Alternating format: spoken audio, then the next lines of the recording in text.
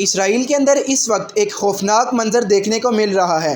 غزہ سے صرف 1 کلومیٹر کے فاصلے پر واقع علاقے میں شدید آگ بھڑک اٹھی ہے۔ یہ وہی علاقہ ہے جو ماضی میں کئی بار حماس کے حملوں کا نشانہ بن چکا ہے، لیکن اس بار جو آگ لگی ہے اس کا ابھی تک کوئی اتا پتہ نہیں۔ اسی دوران یمن کے انصار اللہ کی جانب سے 2 تصاویر اور ویڈیوز شائع کی گئی ہیں۔ یمن کے انصار اللہ کا کہنا تھا کہ انہوں نے سعودی عرب کا ایک ترکش ساختہ ڈرون مار گرایا ہے۔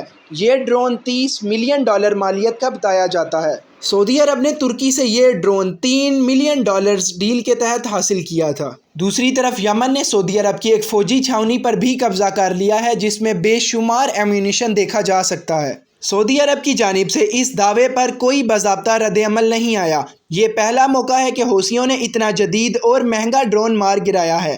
اور اب سب سے بڑی اور اہم خبر کی طرف آتے ہیں جو محض ایک عام خبر نہیں بلکہ ایک تاریخی سنگ میل ہے۔ پاکستان، سعودی عرب اور ترکی کے درمیان ایک 3 ملکی دفاعی معاہدہ اب دستخط کے بالکل قریب پہنچ چکا ہے۔ یہ بالکل نیٹو کی طرز پر ہوگا، یعنی اگر ان تینوں میں سے کسی ایک ملک پر حملہ ہوا تو اسے تینوں پر حملہ تصور کیا جائے گا۔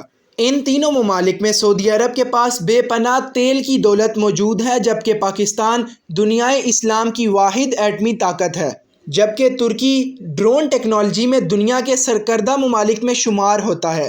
ترک صدر رجب طیب ایردوان اس معاہدے کی اصولی منظوری بھی دے چکے ہیں اور اب صرف حتمی دستخط باقی ہیں۔ یہ معاہدہ ایسے وقت میں سامنے آ رہا ہے جب امریکہ اور ایران کے درمیان جنگ کے بعد پورا خطہ نئی صف بندیوں سے گزر رہا ہے۔ ایران کی جوابی کارروائیوں کے بعد امریکہ کی جانب سے فی الحال حملے روک دیے گئے ہیں۔ پینٹاگن چیف کی جانب سے بھی ڈونلڈ ٹرمپ کو یہی کہا گیا کہ امریکہ کو اس جنگ کا کوئی نتیجہ حاصل نہیں ہو رہا۔ تو ناظرین، یہ تھی تمام صورتحال۔ پاکستان، ترکی اور سعودی عرب کے درمیان ایک دفاعی معاہدہ طے پانے والا ہے۔